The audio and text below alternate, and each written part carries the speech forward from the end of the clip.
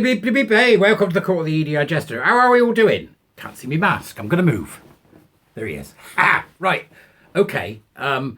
Urgent. I'm putting this out to everybody because I'm still not comfortable with the position. Right, I'm putting this out to everybody because it's this is going to be huge, massive. Don't underestimate what we're about to cover. There is a woman called Professor Becky Francis who runs a charity, which we all, put the links down below in the Substacks and the Dubras of the YouTubes. And you can have a look for yourself, who has been told by the government that she will oversee a new national curriculum that will be enforced on everyone. Okay? This education trust she works for. I've had a look. So there's some of it's really good. So I'm not overly worried about that at the moment. But I'm certainly worried about what exactly a feminist social constructionist, which is what Becky is, by the way, because that's her own wobblings and wibblings from what I've seen, is going to manage to detach her feminist leanings and her social constructionist leanings, which, by the way, is what got us in the mess we're in right now, and carry out a professional job. I'm going to assume she can. This ain't a stupid woman, right? She's a professional. So I'm going to assume that she can. But we need to understand the absolute importance of what is about to happen with education, because this is, and always will be, an educational problem. Despite the fact that we fight it in the legal ground, that we fight it in the medical ground, it is primarily an educational problem because that is how this stuff got into the public sphere in the first place, with the encroachment into education by the cult of critical social justice. Our job from this point forward, particularly warrior teachers, is to open their eyes and look and see, are we about to embed into the national curriculum critical social justice? So there are a number of questions that this prof is going to have to answer. And she's already said, I'm going to consult widely. I'm going to look at the whole thing. So I really do feel heartened by that. She may well be the educational equivalent of Cass.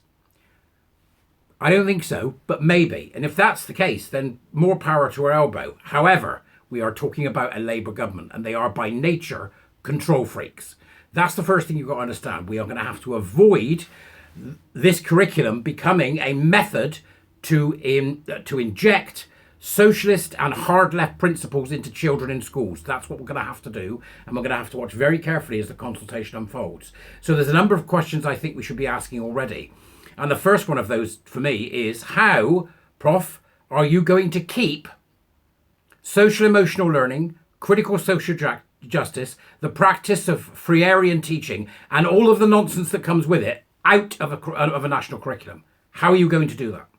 How are you going to keep the social constructivist view of the world out of the national curriculum as a given fact, when we know that despite the fact that you're obsessed with gender equality, that in fact it doesn't work? The GGGI index, which warrior teachers will know about, proves that. So from your previous writings, it looks like you're going against evidence, when in fact, when I look at the website, there's some tremendous evidence-based work on the website of the charity you are now working for.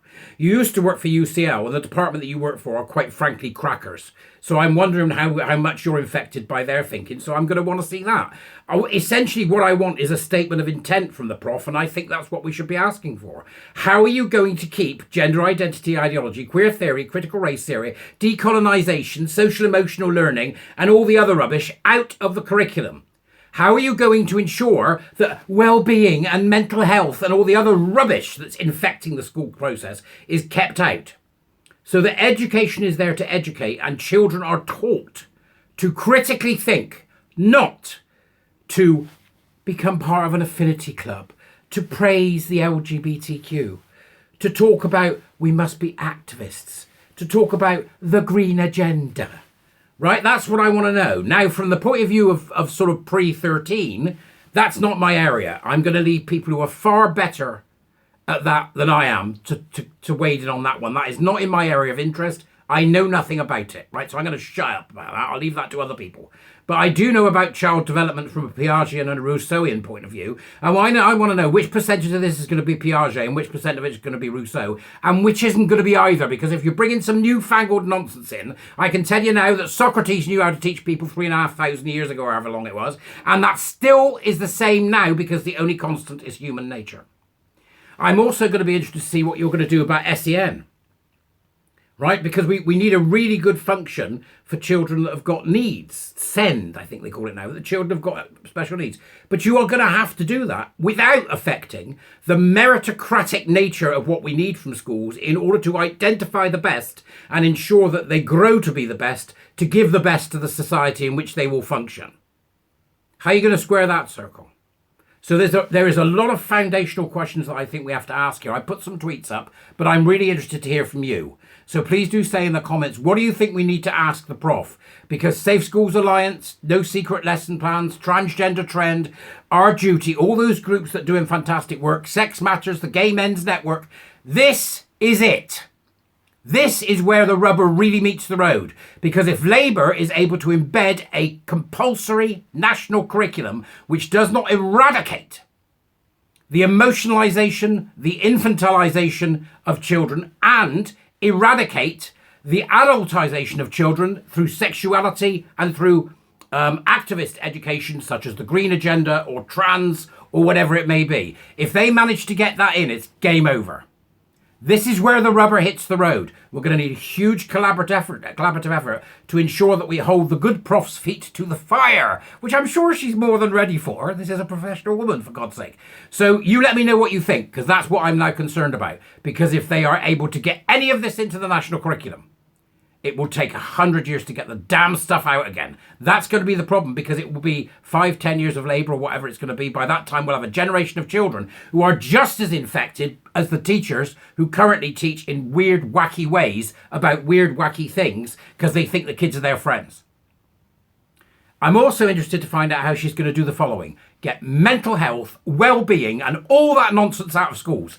Get it gone. That is not the job of the school. That is the job of the NHS, the parent and the guardian. Schools are there to teach. If the child turns up and they're ready to learn, the school teaches it. If they're not ready to learn for whatever reason, they go home. It's that simple. 13 plus. I don't know anything about the other bit. Right? Okay? So I'm interested in what happens when you're developing somebody to become an adult. This is what we're going to need to look at, and it's going to need the utmost scrutiny. You'll have to watch out for all these terms. Cross-disciplinary, emotional learning. We're going to have to get really hot on this, because if we don't, they are going to sneak this stuff into a national curriculum. They're already damaging the private sector of teaching. 40,000 pupils, they reckon, are going to end up in the public sector because of this nonsense about VAT. What the hell are they doing? So we know that they're heading for something, we just don't know what, and we're going to have to watch this professor who comes from UCL and a particular group within UCL who are absolutely crazy. We're going to need to look very closely at what the Prof does. So it's time. It's time for us to look at this. This is where the rubber hits the road. That's why I think it's urgent. Other than that, become a warrior teacher. Goodbye!